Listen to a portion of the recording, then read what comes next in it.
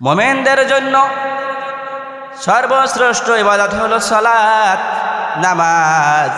আর এই নামাজের কথা কোরআনে হাকিমের ভিতর আল্লাহ তাবারকাতাআলা একবার দুইবার নয় ৮২ বার নামাজের কথা ঘোষণা করেছেন। যেখানে আল্লাহ বলেছেন আকিমুস সালাহ, সেখানেই বলেছেন আতুজ যাকাত। যেখানে বলেছেন আকিমুস সালাহ, সেখানেই বলেছেন আতুজ যাকাত। তোমরা নামাজ কায়েম করো, যাকাত প্রদান করো। আল্লাহর পয়গম্বর জনাবে নবী মুহাম্মদুর রাসূলুল্লাহ সাল্লাল্লাহু আলাইহি ওয়াসাল্লামের কাছে যদি কেউ এসে কলেমা পড়ে মুসলমান হইতেন, আল্লাহর নবী তাকে উপদেশ দিতেন, সর্বপ্রথম তোমার দিনের কাজ হইল নামাজ। as-salati ala উক্তিহা। মুমিন বান্দা বান্দির কাজ হলো সে ওয়াক্ত মতন 5 বেলা তার রবের পক্ষ থেকে মহান হুকুম, মহান কর্তব্য, মহান কাজ হলো নামাজ। সে নামাজটাকে পরিপাটি করবে, সুন্দর করে নামাজ আদায় করে নিবে।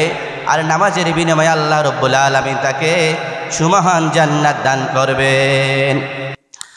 আল্লাহর নৈকট্য, আল্লাহর দিদার, আল্লাহর মোলাকাত, আল্লাহর সাক্ষাৎ যদি কেউ লাভ করতে চায়, নামাজ ছাড়া বিকল্প অন্য কোনো কিছু নাই। আল্লাহর বন্ধু জনাবে নবী মুহাম্মদুর রাসূলুল্লাহ সাল্লাল্লাহু আলাইহি ওয়াসাল্লাম ওযু করলেন এবং বুরাকের উপর উঠলেন। বুরাক এক টানে শাম দেশে মসজিদে আকসা 350 মাইলের দূরত্ব একটা নিয়ে গেলেন। ওখানে যাওয়ার পরে জিবরাইল আলাইহিস সালাতু ওয়াস সালাম আজান দিলেন। আল্লাহ রাব্বুল আলামিন আল্লাহর হাবিবকে স্বাগতম জানাইবার জন্য পূর্বের সমস্ত আম্বিয়া আলাইহিস সালাতু ওয়াস সালামদেরকে বাইতুল মাকদাস, যেটাকে বলা হয় মুসলমানদের পূর্বের কিবলা, সেখানে জমা করে রেখেছিলেন।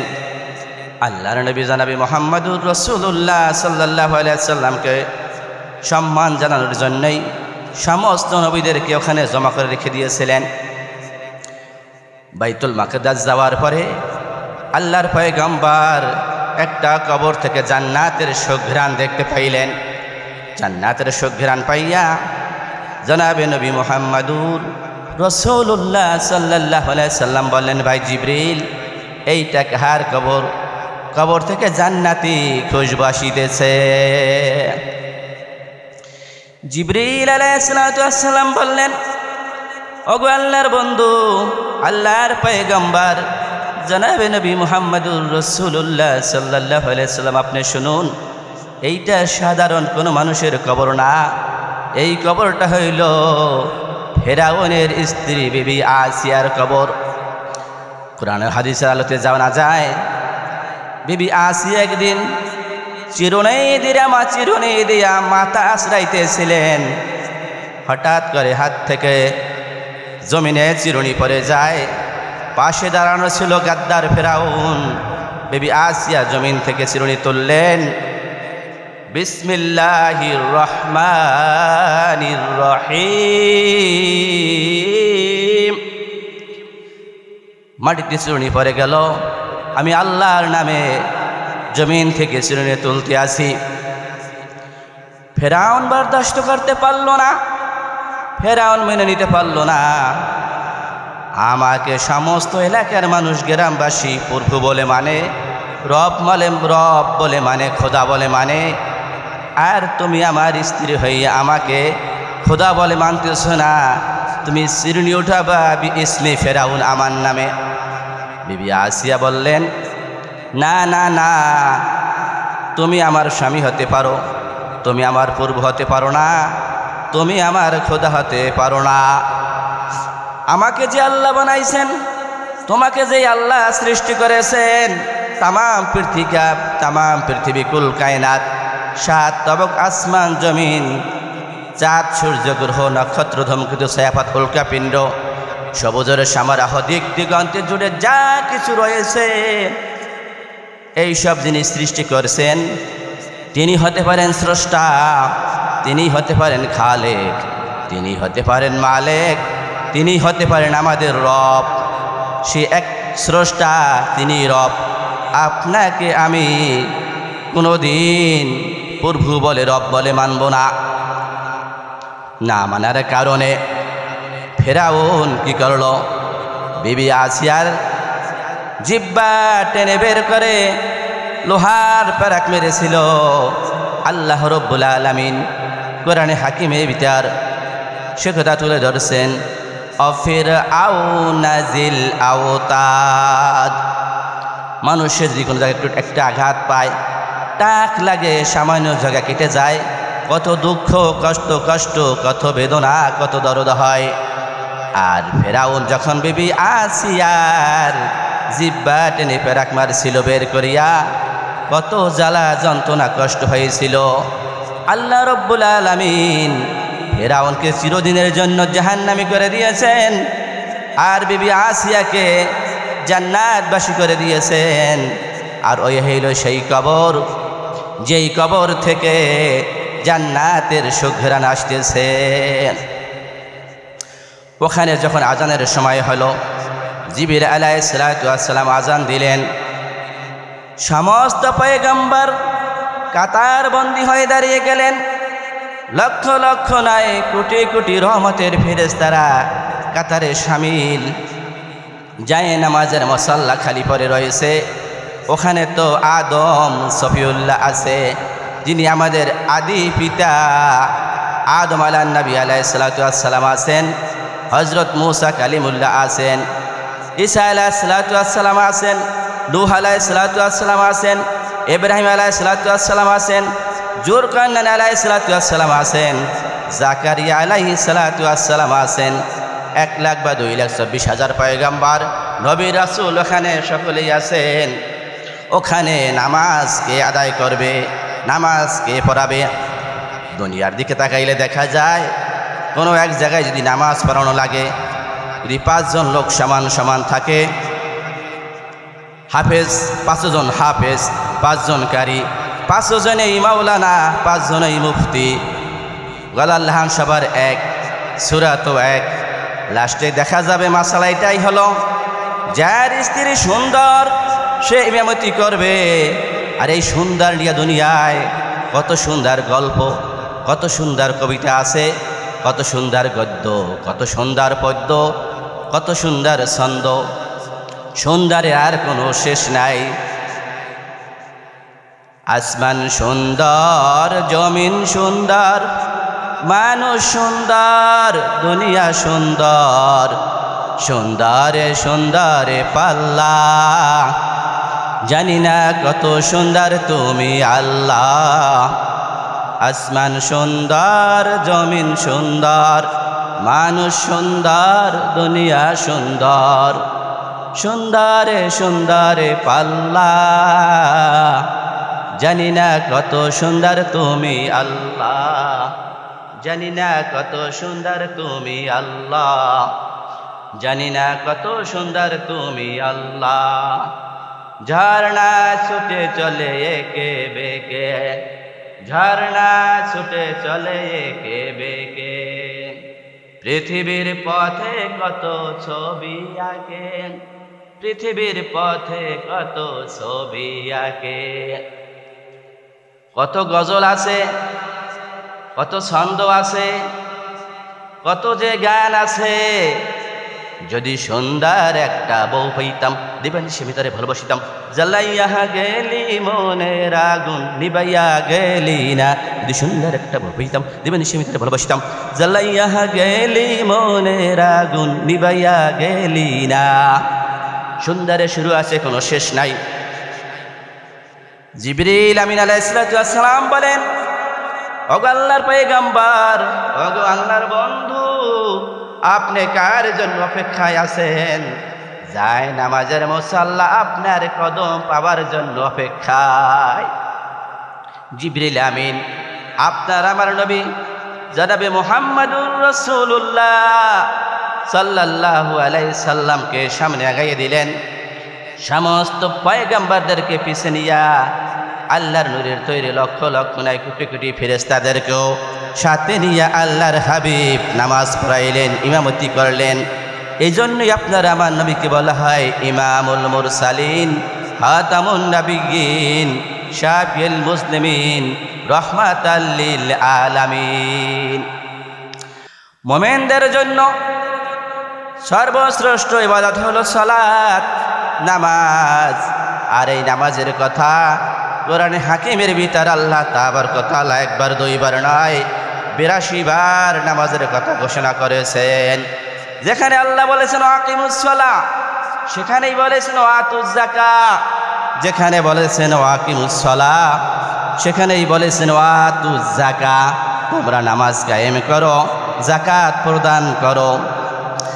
আল্লাহর পয়গম্বর জনাবে নবী মুহাম্মদুর রাসূলুল্লাহ সাল্লাল্লাহু আলাইহি ওয়াসাল্লামের কাছে যদি কেউ এসে কলেমা পড়ে মুসলমান হইতেন, আল্লাহর নবী তাকে উপদেশ দিতেন, সর্বপ্রথম তোমার দিনের কাজ হইল নামাজ। as-salati আলা উক্তিহা, মুমিন বান্দা বান্দির কাজ হলো সে ওয়াক্ত মতন 5 বেলা তার রবের পক্ষ থেকে মহান হুকুম, মহান কর্তব্য, মহান কাজ হলো নামাজ। সে নামাজটাকে পরিপাটি করবে, সুন্দর করে নামাজ আদায় করে নিবে। আর নামাজের বিনিময়ে আল্লাহ রাব্বুল আলামিন তাকে সুমহান জান্নাত দান করবেন। আল্লাহর নৈকট্য, আল্লাহর দিদার, আল্লাহর মোলাকাত, আল্লাহর সাক্ষাৎ যদি কেউ লাভ করতে চায়, নামাজ ছাড়া বিকল্প অন্য কোনো কিছু নাই। আল্লাহর নবী ওখানে নামাজ পড়াইলেন। নামাজ চক্ষের শীতলতা, অন্তরের শান্তি, দুনিয়া এবং আখিরাতের সাফল্য, মুক্তির চাবিকাঠি হইল 5 বেলা গুরুত্ব সহকারে সঠিক সময়ে নামাজ আদায় করা। আরে মুমিন সবাই মিলে নামাজ পড়িতে, নামাজেতে খোদার দিদার ভাগ্যে জুটিবেন। আরে মুমিন সবাই মিলে নামাজ পড়িতে, নামাজেতে খোদার দিদার ভাগ্যে জুটিবে। নামাজ হইল মেরাজ শরীফ, নামাজিরা নয় রে গরিব। নামাজ হইল মেরাজ শরীফ, নামাজিরা নয় রে গরিব। জান্নাতের চাবি পাবে বলছে রাসূলে, জান্নাতের চাবি পাবে বলছে রাসূলে। আইরে মুমিন সবাই মিলে নামাজ পড়িতে, আইরে মুমিন সবাই মিলে নামাজ পড়িতে, নামাজেতে খোদার দিদার ভাগ্যে জুটিবে। নামাজিরা আল্লাহর মেহমান, রোজ হাসরে পাইবে সম্মান। নামাজিরা আল্লাহর মেহমান, রোজ হাসরে পাইবে সম্মান। সেজদাকারীর সেজদার জায়গা নূরে চমকিবে, সেজদাকারীর সেজদার জায়গা নূরে চমকিবে। নামাজেতে খোদার দিদার ভাগ্যে জুটিবে, নামাজেতে খোদার দিদার ভাগ্যে জুটিবে। আইরে মুমিন সবাই মিলে নামাজ পড়িতে, আইরে মুমিন সবাই মিলে নামাজ পড়িতে, নামাজেতে খোদার দিদার ভাগ্যে জুটিবে। হায়রে নামাজেতে খোদার দিদার ভাগ্যে জুটিবে। নামাজিরা আল্লাহর মেহমান, রোজ হাসরে পাইবে সম্মান। নামাজিরা আল্লাহর মেহমান, রোজ হাসরে পাইবে সম্মান। সেজদাকারীর সেজদার জায়গা নূরে চমকিবে, সেজদাকারীর সেজদার জায়গা নূরে চমকিবে। নামাজেতে খোদার দিদার ভাগ্যে জুটিবে। হায়রে নামাজেতে খোদার দিদার ভাগ্যে জুটিবে। আইরে মুমিন সবাই মিলে নামাজ পড়িতে, আইরে মুমিন সবাই মিলে নামাজ পড়িতে, নামাজেতে খোদার দিদার ভাগ্যে জুটিবে। হায়রে নামাজেতে খোদার দিদার ভাগ্যে জুটিবে। আল্লাহর পয়গম্বর জনাবে নবী মুহাম্মদ সাল্লাল্লাহু আলাইহি সাল্লামকে বুরাক এক টানে বাইতুল মাকদাস থেকে আল্লাহর নবী যখন প্রথম আসমান যান, আদম আলাইহিস সালাতু ওয়াস সালাম এর সঙ্গে সাক্ষাৎ হয়। প্রথম আসমানে যাওয়ার পরে আদম নবীর সাথে সাক্ষাৎ হয়। আদম নবীর সাথে যখন সাক্ষাৎ হলো, জিবরাইল আলাইহিস সালাতু ওয়াস সালাম পরিচয় করাই দিলেন, ইনি হইল আপনার সকল মানুষের আদি পিতা বাবা আদম আলাইহিস সালাতু ওয়াস সালাম। আদম নবী আলাইহিস সালাতু ওয়াস সালাম জনাবে নবী মুহাম্মদুর রাসূলুল্লাহ সাল্লাল্লাহু আলাইহি সাল্লামকে সালাম দিলেন এবং পরিচয় করাই দিলেন। কোন কোন আসমানে নবী মুহাম্মদুর রাসূলুল্লাহ সাল্লাল্লাহু আলাইহি সাল্লামের সাথে কোন কোন আসমানে একজন নবীর সাথে সাক্ষাৎ হয়, আর কোন কোন আসমানে বিশ্বনবী মুহাম্মদুর রাসূলুল্লাহ সাল্লাল্লাহু আলাইহি সাল্লামের সাথে একজন না দুইজন নবীর সাথেও সাক্ষাৎ ঘটে। আল্লাহর পয়গম্বর যখন চতুর্থ আসমানে গেলেন, যাওয়ার পরে আল্লাহর হাবিব জনাবে নবী মুহাম্মদুর রাসূলুল্লাহ সাল্লাল্লাহু আলাইহি সাল্লাম চতুর্থ আসমানে দেখতেছেন বিশাল বড় একটা মোরগ। আল্লাহর নবী মুহাম্মদুর রাসূলুল্লাহ সাল্লাল্লাহু আলাইহি সাল্লাম রুহুল আমিন জিবরিল আলাইহিস সালাতু ওয়াস সালামকে বলেন, ভাই জিবরিল, চতুর্থ আসমানে আল্লাহ রব্বুল আলামিন এত বড় একটা মোরগ বানাই রাখছে, তার কারণ কি? জিবরিল আলাইহিস সালাতু ওয়াস সালাম বলেন, ওগো আল্লাহর বন্ধু, ওগো আল্লাহর পয়গম্বর, চতুর্থ আসমানে আপনি যে একটা মোরগ দেখতেছেন, এটা মোরগ না, এটা হইল মোরগ বেশি একটা ফেরেশতা। আল্লাহ নবী বলেন, ভাই জিবরিল, মোরগ আকারে আল্লাহ চতুর্থ আসমানে ফেরেশতা বানাই রাখছে, তার কারণ কি? জিবরিল আলাইহিস সালাতু ওয়াস সালাম বললেন, আল্লাহর পয়গম্বর, আল্লাহর দোস্ত, শুনুন, রাতের রজনী যখন শেষ হয়ে যায়, যখন ফজর রক্ত শুরু হয়ে যায়, এই মোরগ এখানে বসিয়া আল্লাহর নামের তাসবিহ পড়ে, সুবহুন কুদ্দুসুন রব্বুনা ওয়া রব্বুল মালাইকা, রব্বুনা ওয়া রব্বুল মালাইকাতি ওয়ার রূহ। ওই মোরগের কণ্ঠের সাথে কণ্ঠ মিলাইয়া তামাম দুনিয়ার সমস্ত মোরগে আল্লাহর নামের তাসবিহ পড়ে, সুবহুন কুদ্দুসুন রব্বুনা ওয়া রব্বুল মালাইকাতি ওয়ার রূহ। আর আমরা শুনি কি? মোরগ কয় কুরুক কুক কুরুক কুক কুরুক কুক। মোরগ হইয়া আমার থেকে আগে ঘুম থেকে উঠিয়া আল্লাহর নামের তাসবিহ পড়ে গো, আর আমি পাগল হইলাম গো দুনিয়া দুনিয়া। স্বামী বিয়ে পাশ, স্ত্রী বিয়ে পাশ, বিয়ে বিয়ে ডাবল বিয়ে, রাত্রে অনুরোধের আসর, সখ্খা মাখরা গানের অনুষ্ঠান শেষ করিয়া স্বামী ঘুমায় 12টায়, স্ত্রী ঘুমায় 12:30টায়। স্বামীর সে স্ত্রী লাস্টিং পাওয়ার আরো আধা ঘন্টা বেশি। আমাদেরকে আল্লাহ তাবারক ওয়া তাআলা সৃষ্টির শ্রেষ্ঠত্ব দান করিয়াছেন। আমরা মানুষ, আর মানুষের উপর আল্লাহ রব্বুল আলামিন 5 ওয়াক্ত নামাজকে ফরজ করে দিয়েছেন। এক আসমান থেকে আর আসমানের দূরত্ব হইল 500 বছরের রাস্তা দূরত্ব। 500 বছরের রাস্তা মোটা, 500 বছরের রাস্তা ফাঁকা। এরকম মিরাজের রজনীতে জিবরাইল আলাইহিস সালাতু ওয়াস সালাম বিশ্বনবী মুহাম্মদুর রাসূলুল্লাহ সাল্লাল্লাহু আলাইহি সাল্লামকে যখন জাহান্নাম ভ্রমণ করাইলেন, আল্লাহ নবী জাহান্নামের ভিতর দেখতে পাইতেছিলেন অধিকাংশ বেশিরভাগ মহিলারা জাহান্নামের আগুনে জ্বলতে আছে। আল্লাহর নবী জিবরিল আমিনকে বললেন, ভাই জিবরিল, এই যে আমি দেখতে পাইতেছি সচক্ষে জাহান্নামে মহিলারা বেশি, এর কারণ কি?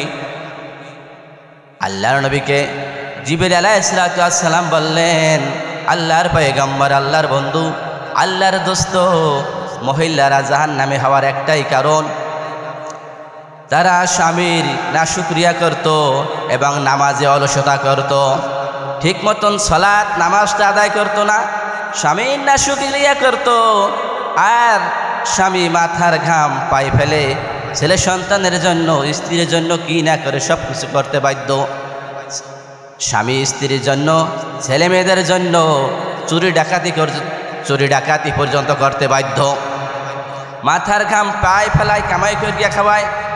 যদি স্বামী স্ত্রীর ভরণ পোষণ একটু কম হইয়া যায়, বা স্ত্রীর একটা শাড়ি ছেড়ে গেছে কিনে দিতে পারলো না, ব্লাউজ ছেড়ে গেছে, ছায়া ছেড়ে গেছে, দিতে যদি একটু বিলম্ব হয়, তাহার পর থেকে স্ত্রী স্বামীর বিরুদ্ধে অভিশাপ দেয় যে ওর ঘরে আসিয়া জীবনে কোনোদিন ভালো খাইতে পারলাম না, ভালো পড়তে পারলাম না, সমুদ্র সৈকত, কুয়াকাটা, চিড়িয়াখানা, রমনা পার্কে একটু ভ্রমণ করাইতে নিতে পারলো না, ওর ঘরে আসিয়া আমার জীবনটা হইয়া গেল একেবারে তেজপাতা। সুখ শান্তি কি জিনিস দেখলাম না, বুঝলাম না, ভালো কিছু খাইতে পারলো না, ভালো কিছু খাইতে পারলাম না। অভিশাপ আর অভিশাপ, অভিশাপ অভিশাপ, অভিশাপের পর অভিশাপ। স্ত্রী স্বামীকে দিতে কোনো দ্বিধা করে না। স্বামী যদি স্ত্রীকে মারে, স্ত্রী দৌড়াইয়া যায় চুলার পিঠে পাকের ঘরে যাইয়া মনে মনে মন্ত্র পড়ে, আমার স্বামী জানি ডায়রিয়া হইয়া মরে। স্বামী যদি স্ত্রীকে মারে, দৌড়াইয়া যায় পাকের ঘরে, মনে মনে মন্ত্র পড়ে, আমার স্বামী জানি ডায়রিয়া হইয়া মরে। অথচ স্বামী স্ত্রীর জন্য, ছেলে মেয়ের জন্য মাথার ঘাম পায়ে ফেলাইয়া গায়ে রোজগার করে, কামাই করে, এরপরেও স্ত্রীর সময় মতন সব কিছু দিতে না পারলে অভিশাপ দেয়। এই কারণে আর নামাজ অলসতা করার কারণে জাহান্নামে আসবে। আল্লাহ রাসূল মেরাজ থেকে আসিয়া বললেন, ও মহিলারা, আমি যখন মেরাজের রজনীতে জাহান্নাম দেখতেছিলাম, অধিকাংশ মহিলাদেরকে দেখতেছিলাম তোমরা জাহান্নামের আগুনে প্রজ্বলিত, জাহান্নামের আগুনে তোমরা জ্বলতে আসো। অসাদ্দাক না, তোমরা বেশি বেশি করিয়া দান সদকা করবা, তাহলে জাহান্নামের আগুন থেকে বাঁচতে পারবা। আল্লাহর হাবিব জান্নাত ভ্রমণ করলেন, জান্নাত দেখলেন, জান্নাতের সুখ শান্তি অনাবিল, যার শুরু আছে কোনো শেষ নাই। জান্নাতের ভিতর একটা দরিয়া থাকবে দুধের, একটা দরিয়া থাকবে মধুর, একটা দরিয়া থাকবে শরবতের। তিন দিক থেকে তিনটা নহর আসিয়া যখন এক জায়গায় জমা হয়েছে, তিন দিক থেকে তিনটা নহর আসিয়া এক জায়গা মুখ এক হয়েছে, ওটাকেই বলা হয় শরাবাং তহুরা। ওয়াসাকাহুম রাব্বুহুম শরাবাং তহুরা। কাল কিয়ামতের ময়দানে বিশ্বনবী জনাবে মুহাম্মদুর রাসূলুল্লাহ সাল্লাল্লাহু আলাইহি সাল্লাম তার উম্মতদেরকে যদি হাউজে কাউসার থেকে এক পেয়ালা পানি পান করাইয়া দিবেন, কমপক্ষে 50,000 বছর পর্যন্ত তার কোনো পানি পিপাসা লাগবে না। এত কুদরতি বরকতি পানি জান্নাতে ভিতর। জান্নাতীবাসী যখন জান্নাতে চলে যাবে, তারা শুনতে পাবে একটা পাখির গান।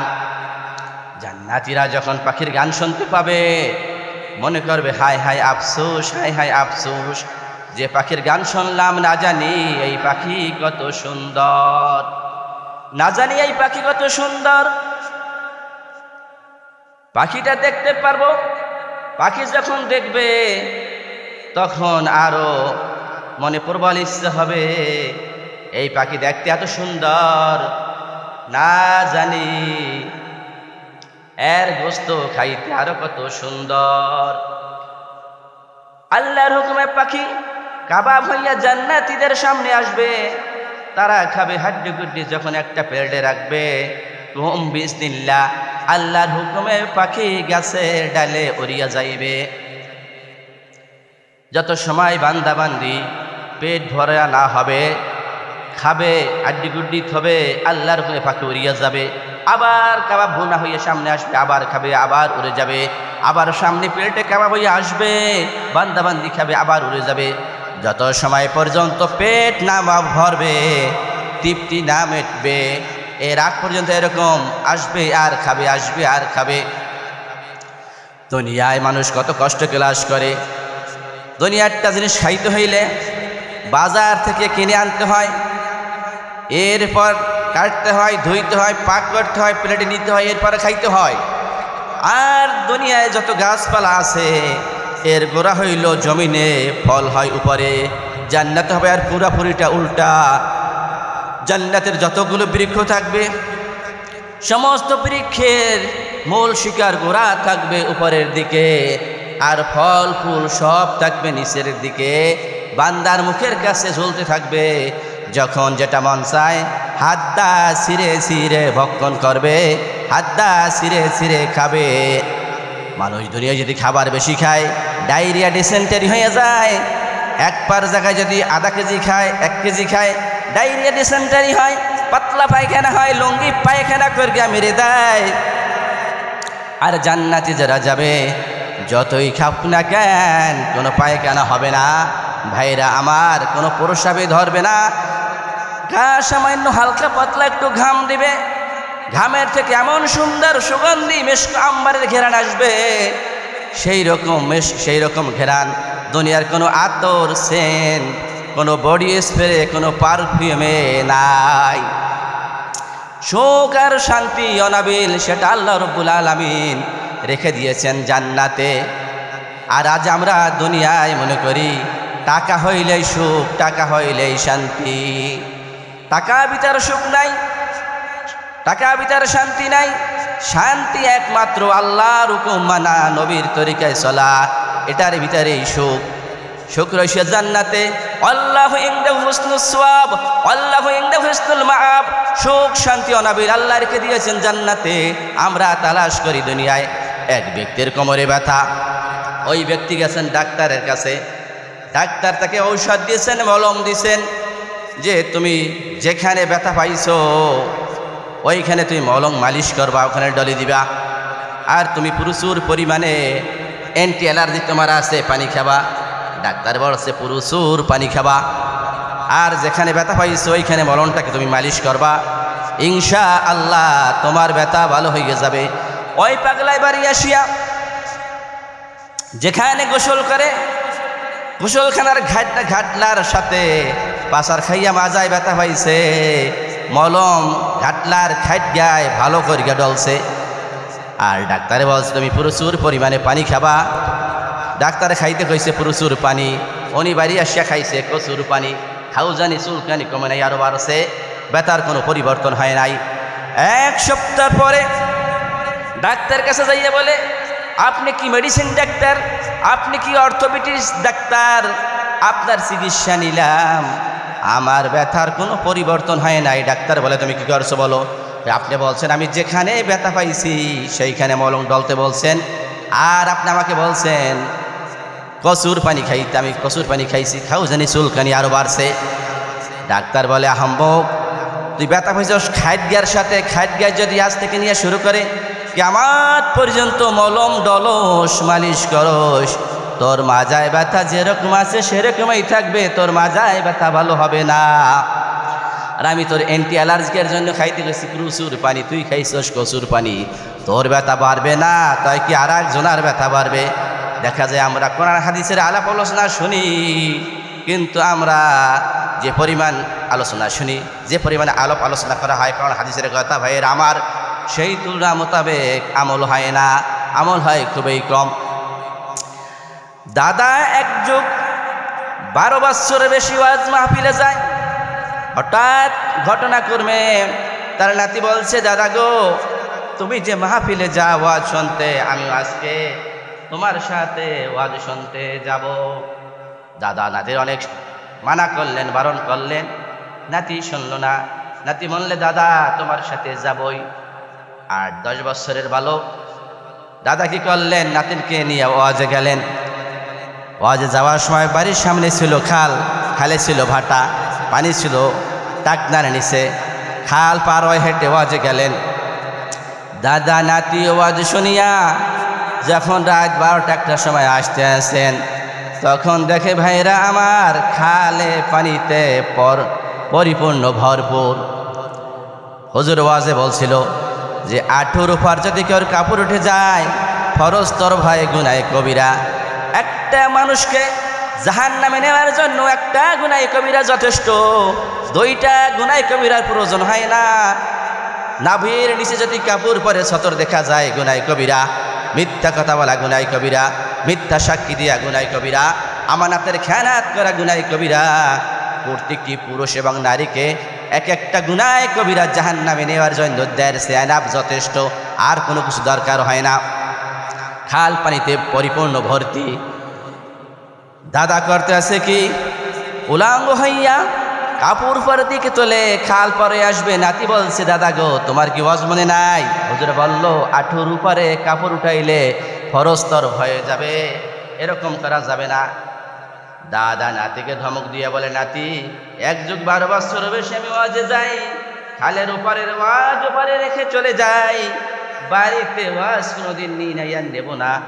আর আজ যদি আমার সাথে একদিন ওয়াজে যাইয়াই ওয়াজ বাড়িতে নিতে চাস, আমরা ওয়াজ শুনি, আমরা আমল করতে চাই না। ইসলামে যেরকম জানার গুরুত্ব তেমনি রয়েছে মানার গুরুত্ব। জানা ছাড়া মানা যায় না, জানতে হবে, মানতে হবে। এর ভিতরে রয়েছে সফলতা, কামিয়াবি। জানলে মানা যায় না, না জানলে মানাও যায় না। আল্লাহ নবী জান্নাত দেখলেন, জাহান্নাম দেখলেন, এরপর এক এক আসমান পাড়ি দিতে দিতে বোরাক এক টানে সিদরাতুল মুনতাহা নিয়ে গেলেন। কোন এক কবি বলেন আগার এক সার মেবর তার পরাম ফেরুগে তাজাল্লি বুসুজাত পরাম। আগার এক সার মেবর তার পরাম ফেরুগে তাজাল্লি বুসুজাত পরাম। মাকুন সুস্তি নামাজে পাঞ্জে গানা, মাকুন সুস্তি নামাজে পাঞ্জে গানা। ফাওয়াইলুল লিল মুসাল্লিন আল্লাযিনা, ফাওয়াইলুল লিল মুসাল্লিন আল্লাযিনা। বুরাক যখন জমিন থেকে আসমানের বর্ডার হলো সিদরাতুল মুনতাহা, জিবরাইল আমিন ওখানে থেমে গেলেন। আল্লাহ রাব্বুল আলামিন গায়েব থেকে ডাক দিয়ে বলেন হে জিবরিল, তোমার যে নূরের 600 ডানা রয়েছে, পগার রয়েছে, তুমি যদি এখান থেকে ওপারে চুল পরিমাণ ওঠার চেষ্টা করো, তোমার 600 বিশিষ্ট নূরের ডানা পগার আল্লাহর নূরের তাজাল্লিতে জলে পুরে ছারখার হয়ে যাবে। তুমি এখান থেকে উপরে আর উঠবা না। সিদরাতুল মুনতাহা থেকে উপরে হইল আল্লাহর জান্নাতের বর্ডার। বুরাক ওখানে থেমে জিবরাইল আলাইহিস সালাম বললেন আল্লাহর পয়গম্বর, আল্লাহর বন্ধু, আমি আদম আলাইহিস সালাম থেকে নিয়ে শুরু করি আপনি আখিরি জামানার পয়গম্বর জনাবে নবী মুহাম্মদুর রাসূলুল্লাহ সাল্লাল্লাহু আলাইহি সাল্লাম পর্যন্ত বার্তাবাহক হিসাবে ওহিনী এসেছি। আমি কোনোদিন আল্লাহকে দেখতে পারি নাই। আশায় ছিলাম আল্লাহ রাব্বুল আলামিন আপনাকে আরশে আজিমের মেহমান বানাবেন, আপনাকে আল্লাহ রাব্বুল আলামিন হেডকোয়ার্টারে ডেকে নেবেন। আপনার সাথে আমি একটু যাব, আল্লাহকে দেখব, দেখার আমার একটু আশা ছিল। আল্লাহ যখন মানা করতেছেন আমার যাবার কোনো কায়দা নাই। বিশ্বনবী মুহাম্মদ সাল্লাল্লাহু আলাইহি সাল্লাম মেরাজের রজনীতে যখন জান্নাত জাহান্নাম ভ্রমণ করে দেখতেছিলেন, আল্লাহ নবীর একটু ভিতরে ভয় আসিল। তখন আল্লাহর পয়গম্বর এমন একটা শব্দ শুনতে পাইলেন যে আমার সামনে আগে আগে বেলাল হেঁটে যায়। মেরাজ থেকে আসার পরে আল্লাহর পয়গম্বর আল্লাহর বন্ধু বেল্লালকে বললেন, বেল্লাল তুমি কি আমল করো? আমি যখন জান্নাত ভ্রমণ করি তোমার জুতার খরমের শব্দ শুনতে পাইলাম, এর কারণ কি? বেল্লাল বললেন, ওগো আল্লাহর বন্ধু, আল্লাহর দোস্ত, আমি বেল্লাল হাবশী কি আমল করব? আপনি যে বলেন এইগুলি মানিয়ে চলার চেষ্টা করি, আর আমি এতটুকুই আমল করি। আমার যখন অজু ছুটে যায় নূতন অজু করে আমি 2 রাকাত নামাজ আদায় করে নিই। আল্লাহর পয়গম্বর জানাবে নবী মুহাম্মদুর রাসূলুল্লাহ সাল্লাল্লাহু আলাইহি সাল্লাম বললেন, এই কারণেই তো আমি তোমার জুতার খরমের শব্দ শুনতে পেয়েছি। সিদরাত জিবরাইল আলাইহিস সালাম বললেন, ওগো আল্লাহর বন্ধু, আল্লাহর পয়গম্বর, আল্লাহর দোস্ত, আপনাকে বহন করার জন্য এখন আসবে রফে চলার গতি দ্বারা ছিল বোরাকের চাইতো কোটি কোটি গুণ বেশি। বোরাক এসে সিদরাতুল মুনতাহা থামলো। আল্লাহর পয়গম্বর, আল্লাহর দোস্ত বোরাকে উঠলেন। আল্লাহর দোস্ত বোরাকে ওঠার পর বোরাক এক টানে আরশে আজিমের সিঁড়ির গোড়ায় লাগিয়ে দিলেন। আল্লাহ রব্বুল আলামিনের হাবিব পার থেকে জুতা খুলতে চেয়েছিলেন। আল্লাহ রব্বুল আলামিন ডাক দিয়া বলেন, ওগো আমার বন্ধু, ওগো আমার দোস্ত, আপনার পা থেকে জুতা খোলার কোনো দরকার নাই। আপনার জুতার তলিতে যে ধুলোবালি লেগে রয়েছে, যে ঢেলের বালি লেগে রয়েছে, ওইটা পারলে আমার আরশে আজিম ধন্য হয়ে যাবে। আলাপ আলোচনা শুরু হয়ে গেল। আল্লাহ বললেন, ওগো বন্ধু, আমার বাড়ি কি নিয়ে এসেছেন? দুনিয়ায় মানুষ বাড়ি বেড়াইতে গেলে মিষ্টি নিয়ে যায়, ফল ফ্রুট কিছু না কিছু নিয়ে যায়, বিয়াইরা বিয়ান করলে গিয়ে আচার নিয়ে যায়, বাদাম নিয়ে যায়। আপনি কি নিয়ে এসেছেন? আল্লাহর পয়গম্বর বললেন, ওগো বন্ধু, আল্লাহ একদম খালি হাতে আসি নাই। আমার ক্ষুদ্র জীবনের তসবিহ তাহলিল ইবাদত গুণগান যা কিছু করেছি সব আমি এত পূর্বর জন্য নিয়েছি। আল্লাহ বললেন, ওগো আমার বন্ধু, আমার রহমত, আমার কুদরত, আমার বরকত, আমার শান্তি তোমার প্রতি বর্ষিত হোক। আল্লাহ বললেন, তোমার দয়া, কুদরত, বরকত, শান্তি আমি আমার গুনাহগার উম্মতদের উপর সমপরিমাণে বন্টন করে দিলাম। মেরাজ থেকে আপনার আমার জন্য আল্লাহর পয়গম্বর, আল্লাহর বন্ধু না, আল্লাহ নামাজ দিয়েছিল। আলাপ আলোচনা শুরু হয়ে গেল। অনেক লং টাইম কথাবার্তা হলো আল্লাহর সঙ্গে। আল্লাহর হাবিব ৭০,০০০ নূরের পর্দা সব সরাইয়া ফেললেন। আল্লাহ নবীকে দেখলেন, নবী আল্লাহকে দেখলেন। অনেক লং টাইম আলাপ আলোচনা হলো, কথাবার্তা হলো।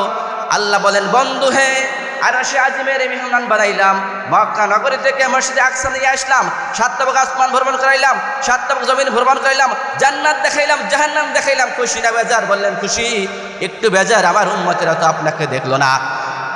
আল্লাহ বলেন, হাবিব গো, আপনার উম্মত যখন ৫ ওয়াক্ত নামাজ পড়বে, আমি আল্লাহ নিজে যাইয়া দেখা করব।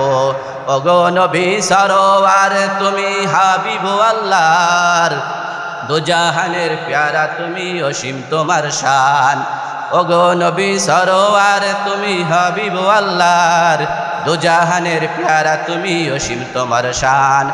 কাফেররা চাইল যখন মুজিজা দেখিতে, কাফেররা চাইল যখন মুজিজা দেখিতেন, তখন আপনি তাদের নিয়ে গেলেন পাহাড়েতে।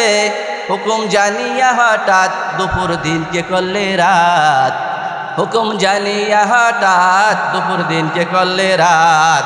হাতের ইশারায় চন্দ্র করিলেন 2 খান। ওগো নবী সরোয়ার, তুমি হাবিব আল্লাহর, ওগো নবী সরোয়ার, তুমি হাবিব আল্লাহর। যত নবী দুনিয়ার তুমি সবারই সরদার, যত নবী দুনিয়ার তুমি সবারই সরদার। ওগো নবী সরোয়ার, তুমি হাবিব আল্লাহর, ওগো নবী সরোয়ার, তুমি হাবিব আল্লাহর। আল্লাহর পক্ষ থেকে আল্লাহর পয়গম্বর যে হাদিয়াত বানিয়ে এসেছেন সেটা ৫ ওয়াক্ত নামাজ। মুসা নবীর সঙ্গে সাক্ষাৎ। মুসা নবী বললেন, আমার উম্মত 1 ওয়াক্ত নামাজ আদায় করতেছে না, আপনার উম্মত ৫০ ওয়াক্ত নামাজ আদায় করতে পারবে না। 9 বার গেলেন, 5 নং 45 ওয়াক্ত কমাইলেন, 5 ওয়াক্ত রইল। এরপর মুসা নবী বললেন যে এই 5 ওয়াক্ত নামাজও আপনার উম্মত আদায় করবে না। আল্লাহ বলেন, ওগো আল্লাহর মুসা কালিমুল্লাহ, আমি আল্লাহর কাছে যাইয়া কমাইতে লজ্জাবোধ করি, আমি আর যাইতে পারবো না। আল্লাহ রাব্বুল আলামিন বললেন, ওগো আমার হাবিব, ওগো আমার বন্ধু, যদি 5 ওয়াক্ত নামাজ পড়ে আপনার উম্মতের আমল নামায় আমি আল্লাহ রাব্বুল আলামিন 50 ওয়াক্ত নামাজের সওয়াব দান করব। আকে আমত নওফালাক মেরাজিও, আউলিয়াও আম্বিয়াও মুহতাজিও, শুধু আজ উদাস রহমাতাল লিল আলামিন, মসজিদেও শুধু আমার ওই জমিন। মেরাজ থেকে আল্লাহ উম্মতের জন্য আনলেন হাদিয়া ফটোকন স্বরূপ, সেটা হইল 5 ওয়াক্ত নামাজ। বাংলাদেশে 18 কোটিরও বেশি মুসলিম আছে, সবার জন্য উদ্যোক্ত আহ্বান, সকল আমরা যে যেখানে থাকি, যে অবস্থায় থাকি, আমাদের গুরুত্ব সহকারে 5 ওয়াক্ত নামাজ আদায় করে আল্লাহর আরশে আজিমের মেহমান হয়ে আমরা সকলের জন্য জান্নাতবাসী হতে পারি। আমা আলাইনা ইল্লাল বালাগ।